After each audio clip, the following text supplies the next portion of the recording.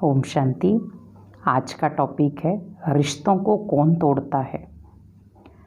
आज हम देख रहे हैं बहुत सारे रिश्ते आराम से ख़त्म हो जाते हैं, कुछ भी करना नहीं पड़ रहा है। क्यों? क्योंकि रिश्तों की डोर इतनी कमज़ोर हो चुकी है कि वो एक झटके से टूट जाती है। आज एक हस्बैंड वाइफ में देख लें, बहन भाई में देख लें, या परिवार के और सारे संबंधों में देख लें, रिश्तों को तोड़ने के लिए एक ही बात काफ़ी है। आज रिश्ते उन एक ऐसी धारणों पर चल चुके हैं जहां पर मानव सोचता कुछ और है, करता कुछ और है और कहता कुछ और है। हमें आज यही देखना है कि कौन तोड़ता है इन रिश्तों को। उन रिश्तों को कोई इंसान नहीं तोड़ता, हमारे अंदर के भ्रम तोड़ते हैं।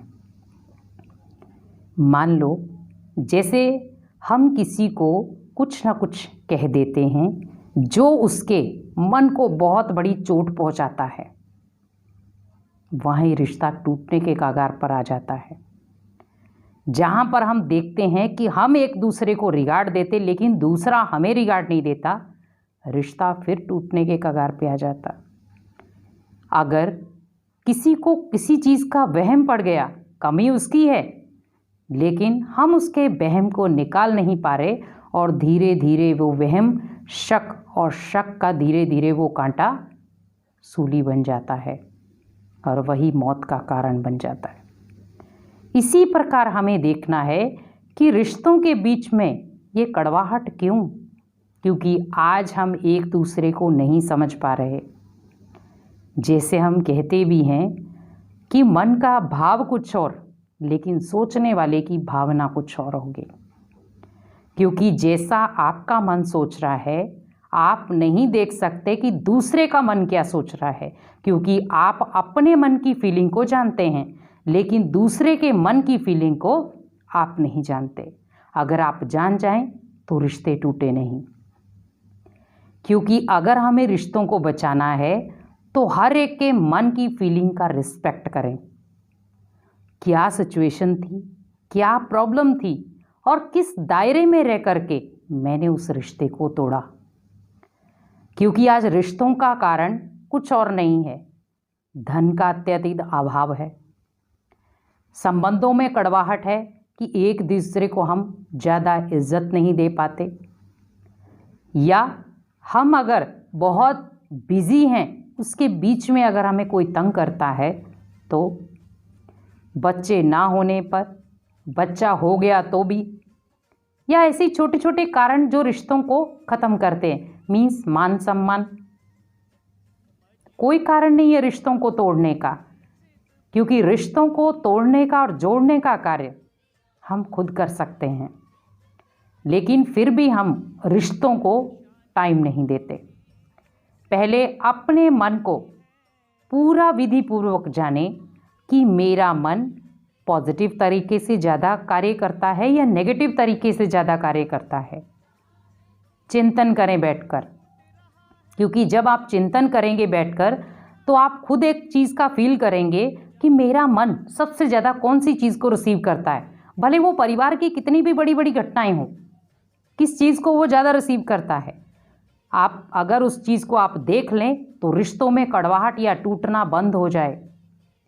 क्योंकि वही एक चीज़ है जो मानव नहीं कर पा रहा है, मन को समझना, और वो भी दूसरे के मन को नहीं, पहले खुद के मन को समझें कि मेरा मन अगर किसी व्यक्ति की नेगेटिव चीज़ को देखता है तो उसमें कितने ज़्यादा संकल्प चलते हैं उसके, और अगर वही नेगेटिव चीज़ वो परिवर्तन करके उस नेगेटिव चीज़ को पॉजिटिव तरीके से ले आए तो उसके कारण कितने रिश्तों में खुशियां भर सकती हैं। आज घर में माता पिता लड़ते हैं और उसका सबसे ज़्यादा प्रभाव बच्चों पर पड़ता है, और बच्चे माता पिता को देख करके ही फिर वही वो सिस्टम करते हैं जो माता पिता कर रहे हैं। अब आप खुद सोचिए, वहाँ माता पिता शर्मसार हो जाते हैं और उस समय वो बच्चों को डांट फटकार करते हैं, आप ऐसा क्यों कर रहे हो। लेकिन वहाँ बच्चों की गलती नहीं है, वहाँ हम पेरेंट्स की गलती कहेंगे। क्योंकि अगर पेरेंट्स वहाँ अपने हद में रहकर, अपनी मर्यादाओं में रहकर और अपने प्यार स्वरूप में रहकर कार्य करते तो बच्चे आज वही आपको दिखाते जो आप देखना चाहते थे। आज छोटे छोटे बच्चों को हम देखते हैं इतने सहमे हुए, और ऐसे भी बच्चे देखे हैं जो भी 2 साल का है, 3 साल का है, लेकिन माँ बाप को गाली तक निकाल रहा है वो। अब आप खुद सोचिए कि फिर भी माता पिता खुश होते हैं, और वही बच्चा जब 15 साल का हो जाएगा, 25 साल का हो जाएगा, रिटर्न आपको गाली का जवाब देगा, तो उस समय आपको उसको चेंज करना मुश्किल हो जाएगा। इसीलिए उसे धारा ही वही दें कि जो वो पॉजिटिव धारा में बहे, वो धारा ना दें जो नेगेटिव हो। क्योंकि आज हम देखते हैं कि ज़्यादातर भाइयों में ये आदत है कि हर बात करते करते गाली निकालते हैं। अब आप खुद सोचिए कि क्या आपकी जुबान पर सरस्वती विराजमान है? कौन है फिर विराजमान? कौन रिश्ते तोड़ रहा है? अगर सरस्वती होती तो रिश्ते नहीं तोड़ती, लेकिन रिश्ते तोड़ रही है तो कौन तोड़ रही है? वो आप खुद सोचें, खुद निर्णय लें और अपने अंदर के बोल को और मन के भाव को समझें भी, परिवार की भाषा को भी समझें और परिवार के महत्व को भी समझें। तो आपके परिवार को ना तो आप, ना तो कोई